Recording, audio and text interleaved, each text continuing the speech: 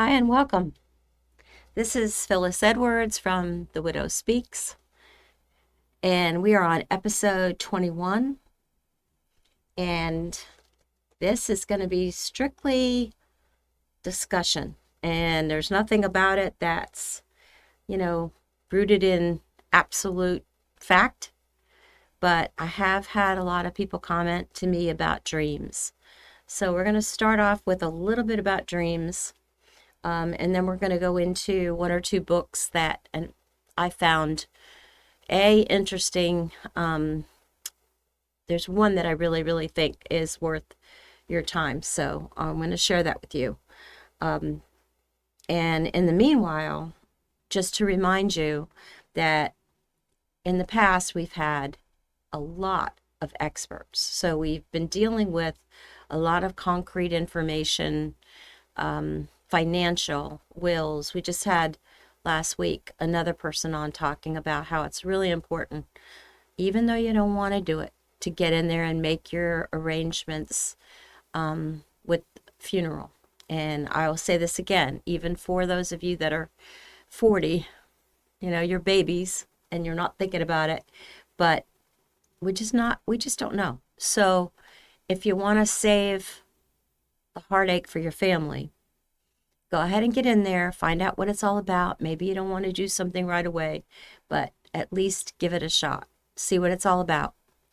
And if you're a frugal person, it's the smart thing to do, because I can tell you that when I did mine, like, I don't know, 4 years ago maybe, and from then to now, boy, the prices have really gone crazy. And so get in there and find out what your options are and just take care of things. If I could just tell you a couple things: wills, please get a will and try to think and do something with your arrangements. And as far as all your paperwork, get your papers together, your passwords together, all of those things, and have them in some place where you can, or somebody can, easily grab them. So first we're going to talk about dreams. So the first thing I found very interesting about this: widows will tell you that they have dreams. I'm sure widowers do. I'm sure anybody that's lost anybody will have dreams, and they're profoundly common. What surprised me about it is that it really hasn't been researched. It really hasn't been studied.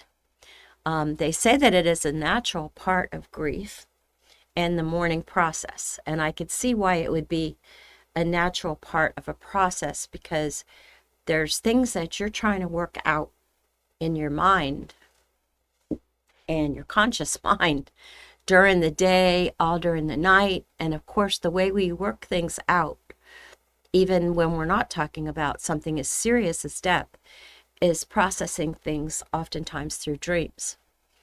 Now, what can make this pretty difficult is that some of us don't remember our dreams.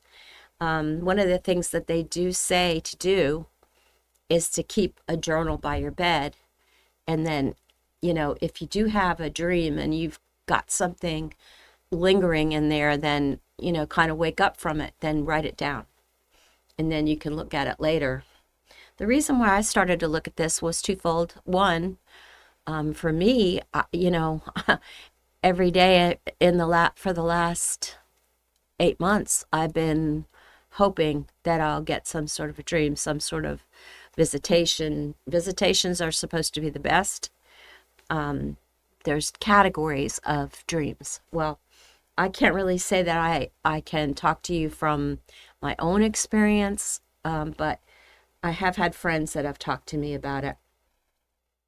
They can be classified, and a lot of the classification comes according to how they make you feel. So there are dreams called reunion dreams, where you actually interact with your loved one in your usual natural settings, and it's as if everyday life is going on. And what this reflects, of course, is a desire for reconnection. And then there are dreams that you come awake saying to yourself, oh, this must have been a really terrible thing, a bad dream at some point, because obviously with that dream that I just had, they're still alive. Well, in your dream, they are alive. But this could be a big mistake. It seems like it's your subconscious. Again, trying to reflect that desire for reconnection. But it could also be that, with the stages of grief, you're still not accepting that what the reality is. And the bad part about that part is that you may be feeling wonderful in your dream. And then, of course, you're going to awaken. And when you awaken, it'll hit you like a ton of bricks. Oh my gosh, you're looking for them on the side of the bed or something. They're not there. So the dream was just that, a dream. There are message dreams, dreams where your person may offer guidance, comfort, express pride in the life that you're living now. The kind of vivid interactions, and they kind of give you some sort of peace. And I imagine that's really one of the most wonderful things that you could receive. And then there are the ones that are distressing. And these really are distressing because it may involve, you having an argument. It may go back to what I said, that maybe you're believing that they're alive, and then somehow in that dream you find out they're not. And so for a variety of reasons, it doesn't end up boding well or being what you thought it was supposed to be. Dreams can serve as a natural bridge in our healing process. Again, what I've read over and over again is that if you can, and you're having dreams and you can remember them, try to journal. And again, hasn't been studied. They say that some 60% of us have dreams. Distressing dreams can be a sign of some underlying, I don't want to say anger, but some underlying issue. Maybe you had an argument before everything happened. Maybe things weren't going great like they should have been. Maybe you feel guilty about something, which, God knows, I think every one of us can sit here and feel guilty about something. Maybe guilt that we couldn't save them, or guilt that we couldn't make their last days better, or guilt that we didn't get to say goodbye. So whatever kind of things you're dealing with internally in your head, you're going to be using, the dreams are going to be helping you to kind of flesh that out. I had a friend that told me that she'd been having this dream, she had it multiple times, about her past loved one. And she could see him, she could talk to him. It was normal life, like kind of in the house, just doing normal things. But she couldn't see his face. His face was always like not there, like a big blur. And I said, gee, that's kind of weird. Let me kind of do some research. So I kind of did some research and looked it up. And what I found was that it was too soon. Because that was her own psyche kind of keeping her safe, that it was actually too soon for her to actually see his features. So there again, the brain is amazing at kind of, I don't know, kind of keeping us safe. Like if something's too soon for us, watching that and walling that off so that it's not something that we need to see it. You could be healing and it could just be too much for you, on that time. And again, a lot of this deals with unresolved feelings that we're having, which then spill over into our night times, which aren't great anyway.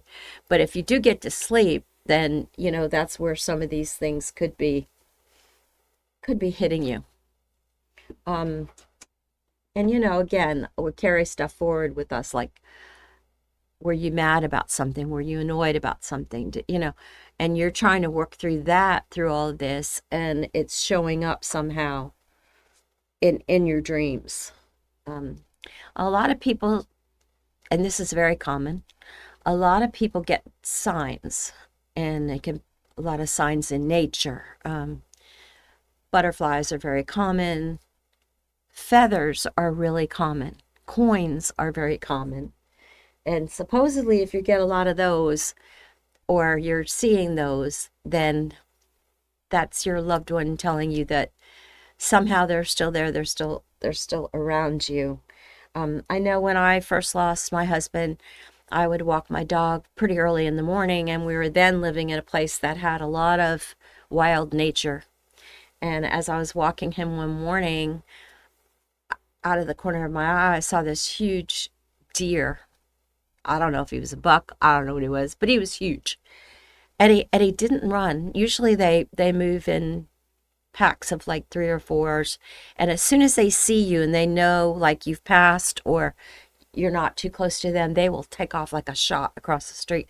And they're beautiful to watch. And I always have felt blessed when I've gotten to see them. But I have to hold on tight to my 85-pound dog because I don't know if he's going to pull me to try to chase them. This particular one just stood there and stared. And we walked by. It was still there. And then I looked back and it was gone. So I took that as a sign that it was nature. And, not long before Steve passed, we looked out the window of our kitchen and I said, come and look at this. You got to come look at this. And it was a buck. It was a huge deer. And he stayed in our backyard for quite some time. Other things that you might get used to seeing are numbers, like frequencies. When my brother died, he died at 11:11.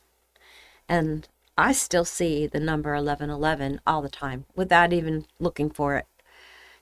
I'll just look at my phone and see 11:11.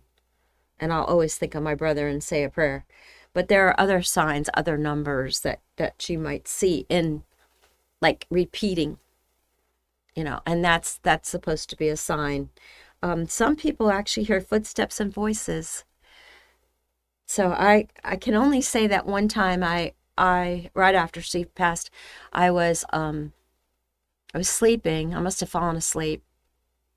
It was I don't know whether it was nighttime or not, but I had my dog with me. He must have fallen asleep. And I swear to you, I heard a whisper in my ear, and it was my husband's voice, and it said, Phil. That's what he used to call me, Phil. I'm not coming back this time. You know that, right? I'm not coming back. By the time I open my eyes, of course, there's nothing there. But I tell you, that was my husband's voice. Now, whether it was my own subconscious trying to tell me, get ready for it because this isn't going to change, because my husband had been sick a lot. So there were times when I say goodbye to him, not knowing if I was going to see him again. And he would always make it through and always come back. But this time he didn't. And I guess I really hadn't accepted that. So that was the only time I heard anything like that. Some people will have songs come up that are very meaningful to them, and at the oddest times. And that's also supposed to be a sign. Sequences of numbers and songs, feathers, also lights flickering, and things like that.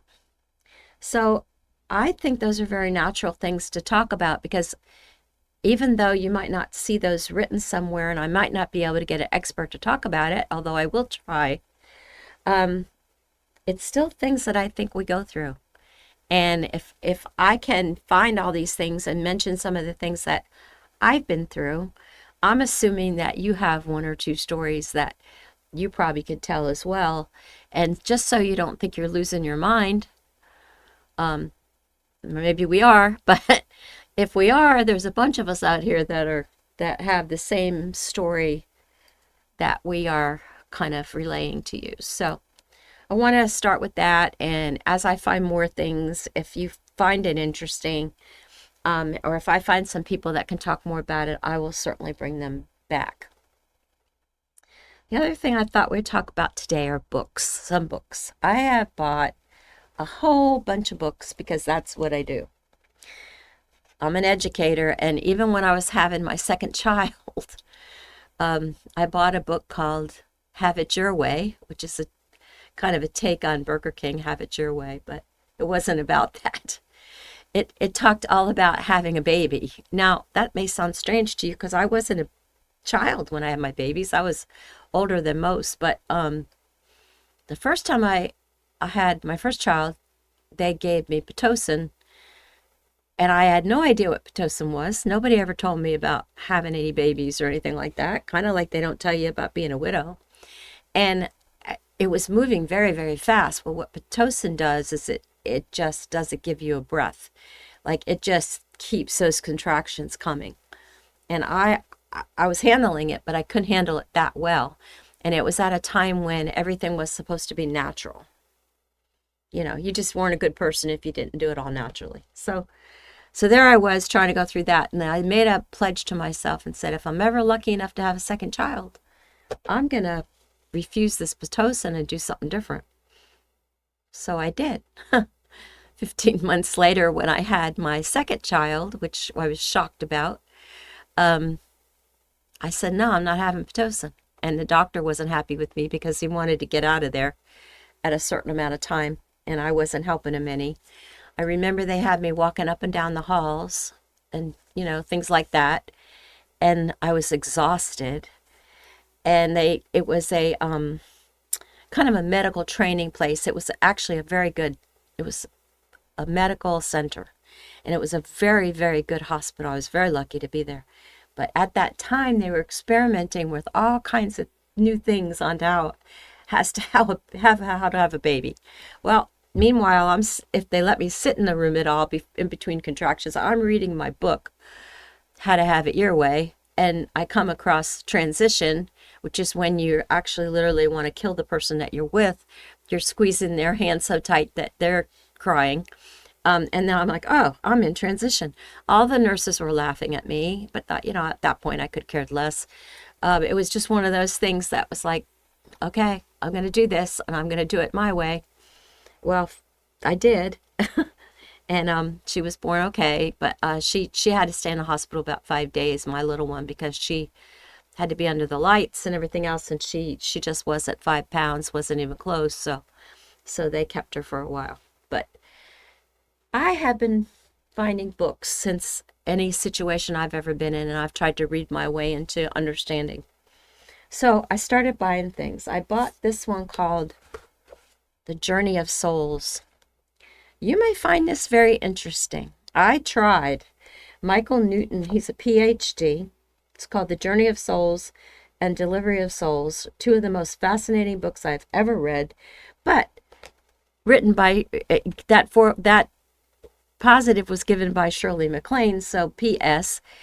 I have nothing against her, but this is about a guy that interviews folks and puts them under psychotherapy, and these are the people that believed that they had been through past lives. I started out reading it with a bang because it talked about how, you realize that as a person, you realize you're gone, you're dead, and how the soul, kind of gets out of the body, and everybody talks about going towards the light. Some in here they describe it as a tunnel, and I really wanted to know what my husband was going through or had gone through. Well, I got like 2/3 of the way through, and I'm reading these case studies, and then there were some things in there that I just thought, really?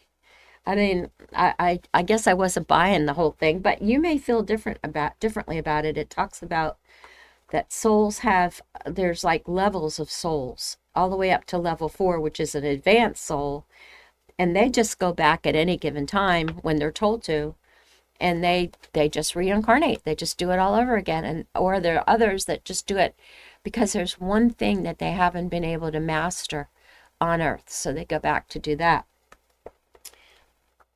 One thing I read about that I thought was pretty interesting was that as a soul in heaven, you know who your soulmate's going to be, and there are a group of souls around you that kind of band together and decide And it's usually the toughest souls that determine that they're going to take on the hardest assignments. And they sign up for it. So in this one thing I read, you signed up for what you said you wanted to do. Well, you don't remember that when you get to Earth, apparently. But the thing about that is that when you meet somebody and you recognize them and you say to yourself, gosh, I feel like I've known you, that there's supposed to be a connection between you and that soul. And I don't know, I thought that was kind of interesting that maybe the toughest souls signed up for the toughest assignments. That made me feel better somehow. I picked up one on self-love because I think, and I talked about this before, because I think women don't do this very well. We're very hard on ourselves. We have a lot of guilt.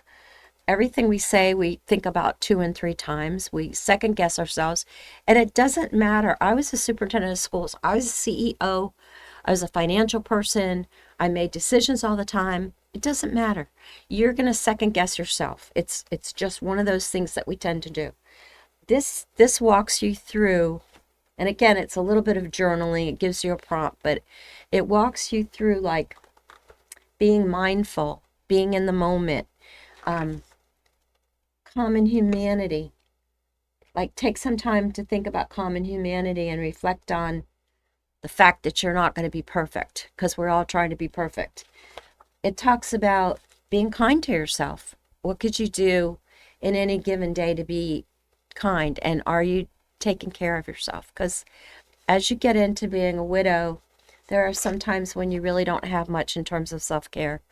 I know I looked in the refrigerator the other day and I had stuff in there, but honestly, it was like, I don't want that. And I ended up going back to peanut butter and jelly.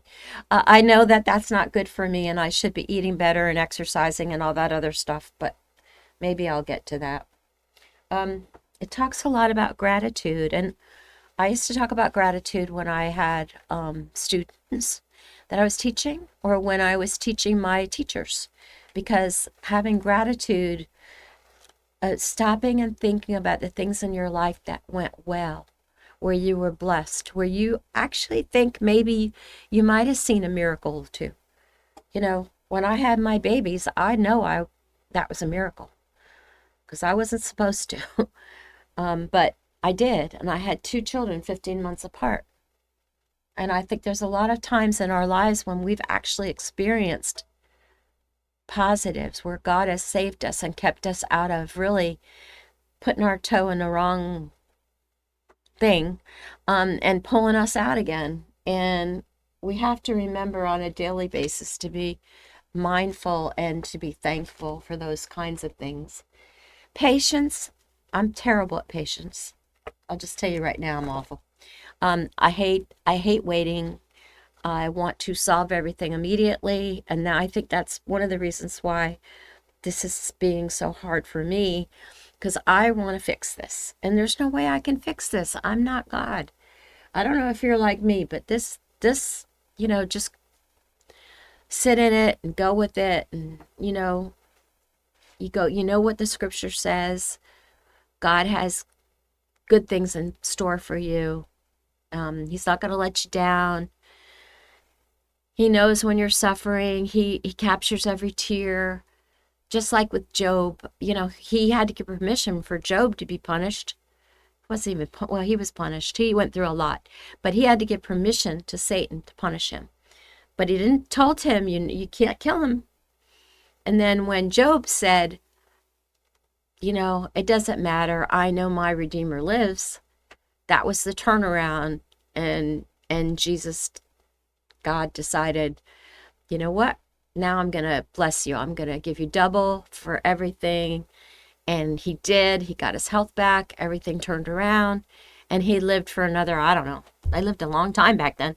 Maybe another 100 years. So I feel like I'm in a test right now. I don't like tests too much. I give tests, but I don't like them. I sometimes feel like I'm failing this one because my patience is really not very good. But I'm trying. It talks about seeing other people as inspiration, and I look for that all the time. And to try to have self-compassion for yourself. And I would say for anybody that even if you haven't gone through something like this, it would probably wouldn't be a bad thing to pick something like this up, especially if you're not doing much, you're not going out, or you're not seeking other things out. I know when I tried to do this, I think I did everything very, very, very quickly. And I probably shouldn't have done that. I probably should have listened to everybody and taken a little heed and taken my time. But again, not very patient. So I moved. I got my bills in order. I called people 100,000 times. I worked through almost everything. And in a space of about 4 months, I did the things that I needed to do in the house. And then I kind of heard something saying to me, I think you should do a podcast because there's a lot of people out there that need to understand this. This is the book I really liked. This is called Widow to Widow. It's very, very, very, I don't know if you can see it. It's very, very, very, to me, practical. There's a lot of practical stuff in here. It talks about things like your rings. I still have my ring on, but I wear my rings on my right hand. That's kind of a compromise. It talks about you're not really married anymore. You should take your rings off. And that's a hard one. When you can finally take your rings off, I guess that you could take your rings and have them made into something.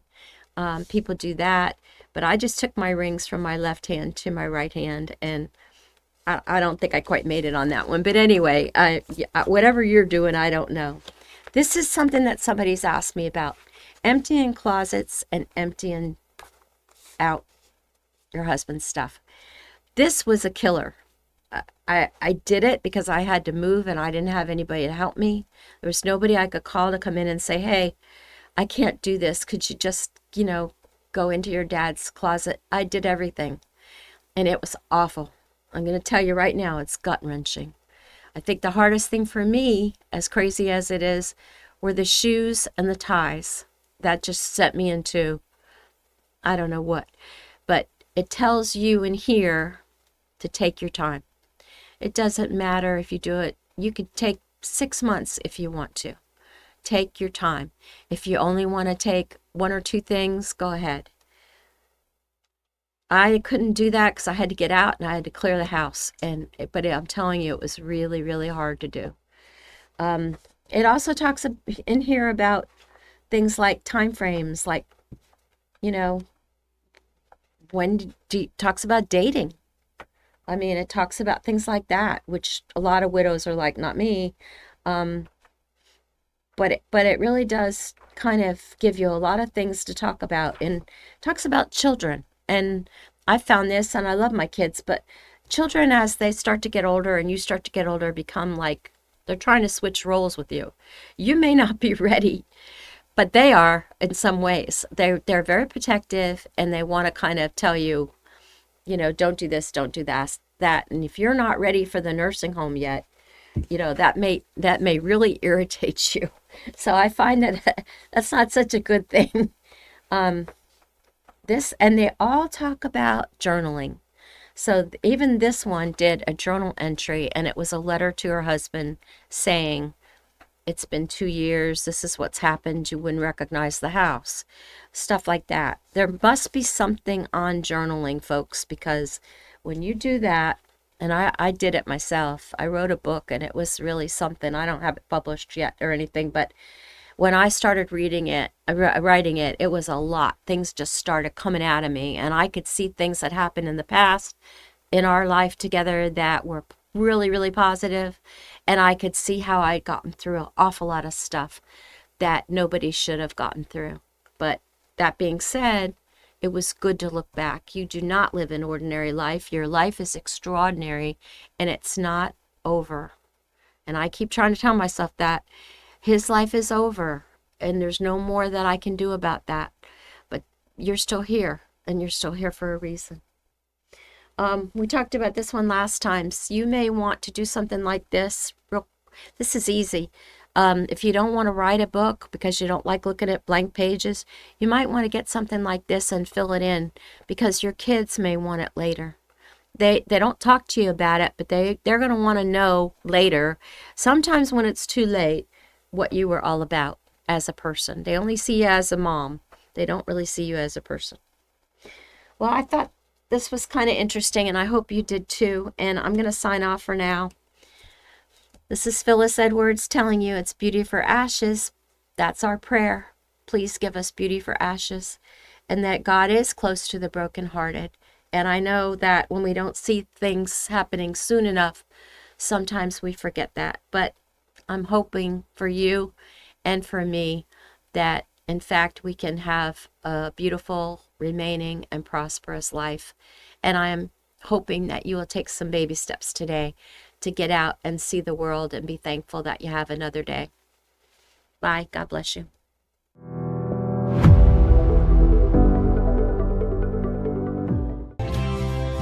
Things are truly better with us.